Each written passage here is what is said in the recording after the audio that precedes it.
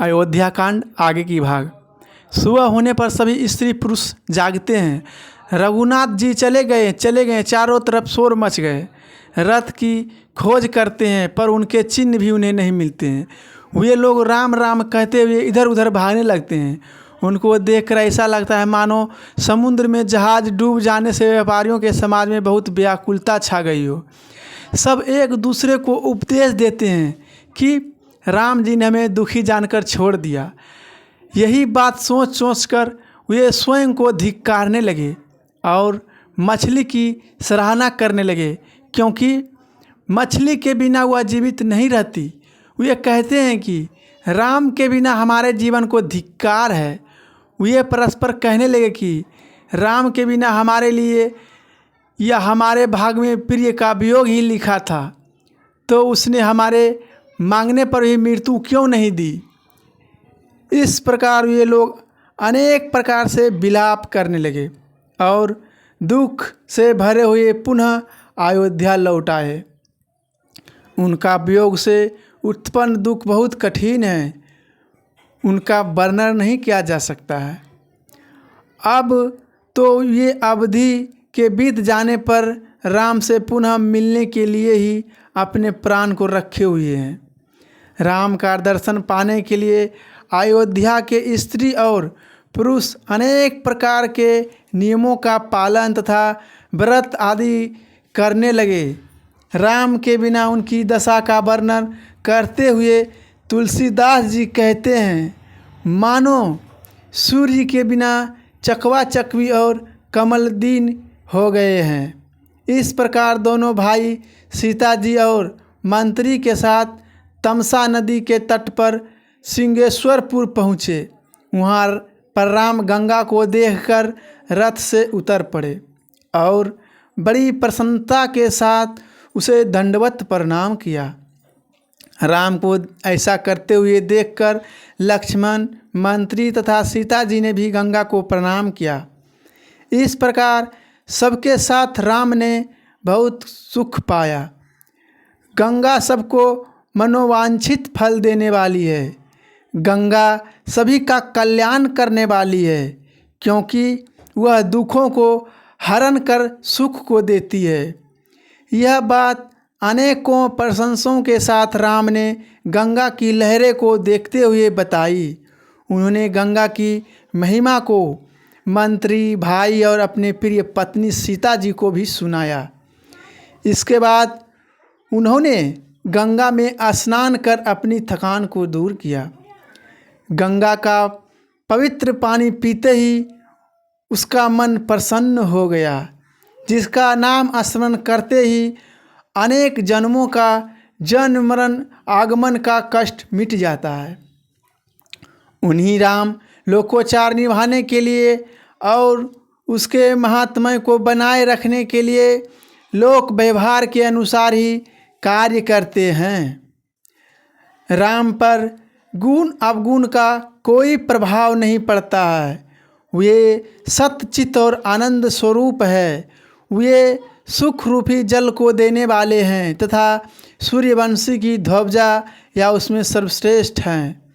इस समय वही राम अब मनुष्यों की तरह चरित्र कर रहे हैं, जो संसार सागर से पार होने के लिए पुल के समान हैं। राम के आने की खबर जगह गुह निषाद ने पाई, तब प्रशंसा होकर उसने अपने प्यारे कुटुंबजनों को बुलाकर उसने राम को भेंट करने के लिए कंदमूल आदि फल की एक बड़ा टोकरा भरवाया, जिसे एक आदमी उठा सके।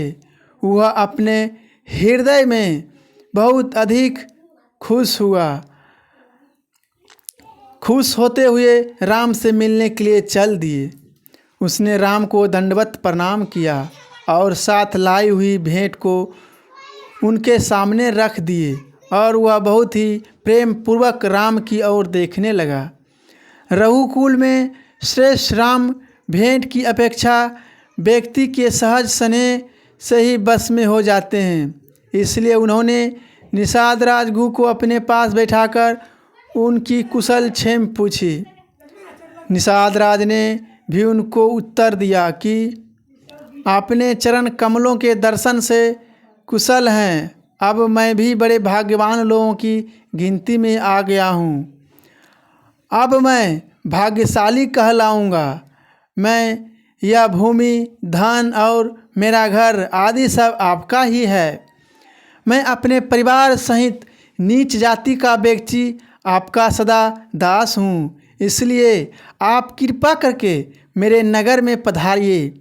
इस प्रकार अपने जन की प्रतिष्ठा बढ़ाइए, जिससे सभी लोगों के मध्य में मेरी सराहना हो सके।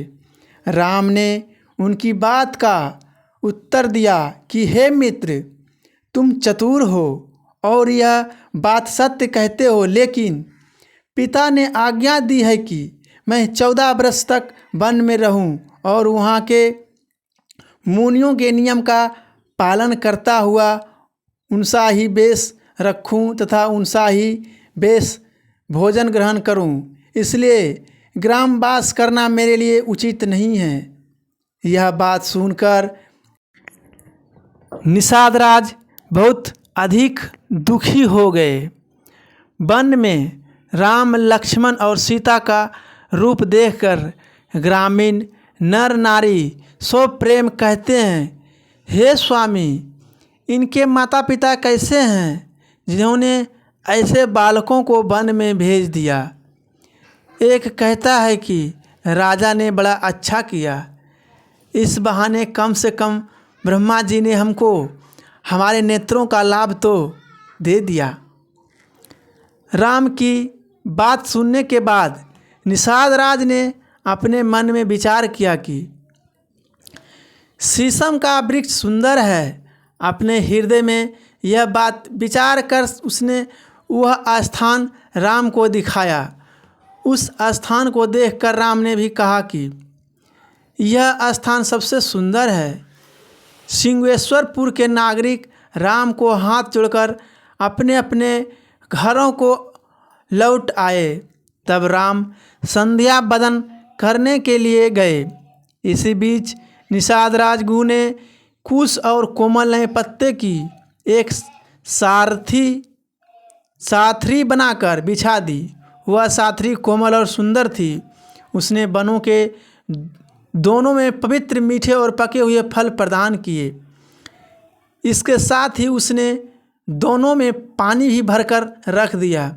राम ने सीता, सुमंत और भाई लक्ष्मण के साथ कंदमूल तथा फलों को खाया। इसके बाद जब रघुकुल श्रेष्ठ राम ने शयन किया तो भाई लक्ष्मण उनके पांव दबाते रहे। प्रभु राम को सोता हुआ जानकर लक्ष्मण जी उठे। उन्होंने मधुर आवाज में मंत्री से सोने के लिए कहा। वे कुछ दूरी पर अपना धनुष बाण सजाकर वीरासन पर बैठकर जगने लगे, अर्थात पहरा देने लगे। उधर गुराज ने भी अपने विश्वपात्र पहरेदारों को बुलाकर उन्हें स्थान स्थान पर बड़े प्रेम के साथ नियुक्त किया। अपने आप स्वयं वह लक्ष्मण के पास आ बैठा। उसकी कमर पर तरकस तथा उसने भी अपने धनुष पर बाण को चढ़ा रखा था। निषाद राज ने राम को जब इस प्रकार सोते हुए देखा तो उसका मन राम के प्रेम के कारण दुख से भर गया।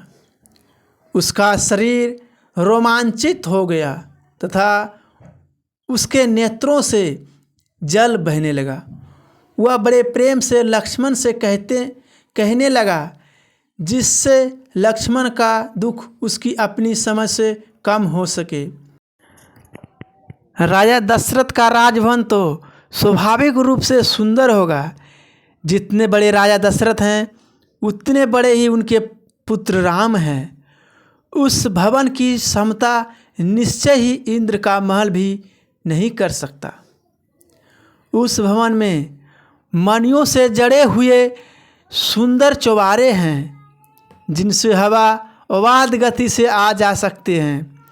कक्ष इतने सुंदर है कि उनको देखकर ऐसा लगता है मानो कामदेव ने उनको अपने हाथ से सजाया हो। राजा का भवन वास्तव में बड़ा पवित्र स्थान है। वह सुंदर और विचित्र है। उसमें भी सभी सुंदर और भोग पदार्थ भरे हुए हैं। वह पुष्प तथा अन्य सुगंधित द्रव्यों से सुसज्जित है। वहाँ पर सोने का पलंग भी सुंदर है तथा वहाँ मणियों के दीप जलाए गए हैं। इस प्रकार वहाँ सब प्रकार से आराम ही आराम है। उस राज महल में ओढ़ने बिछाने के लिए अनेक वस्त्र, तकिए तथा शयन हैं तथा जो दूध सा जैसी सफ़ेद, कोमल और सुंदर है। ऐसी सुंदर शैया पर राम और सीता रात्रि में शयन करते रहे हैं। तृप्त अवस्था में भी अपनी छवि से वे रति और कामदेव की छवि या सौंदर्य का हरण करते रहते रहे होंगे। ऐसे राम और सीता इस समय पत्तों की बनी हुई शैया पर थके हुए तथा बिना उपयुक्त वस्त्रों के सो रहे हैं। उनको इस प्रकार सोते हुए देखकर बड़ा दुख होता है। जिस राम की माता पिता, परिजन, नगरवासी, सुंदरशील स्वभाव वाले मित्र, दास और दासियां जिनकी अपने प्राणों से भी बढ़कर रक्षा करते हैं, वे राम इस समय पृथ्वी पर सो रहे हैं। जिनके पिता राजा जनक है, जिनका प्रभाव सारे संसार में प्रसिद्ध है, जिनके ससुर राजा दशरथ हैं और जो देवताओं के राजा इंद्र के भी मित्र हैं, जिनके पति रामचंद्र जैसे हैं, वही जानकी जी इस समय भूमि पर सो रही है।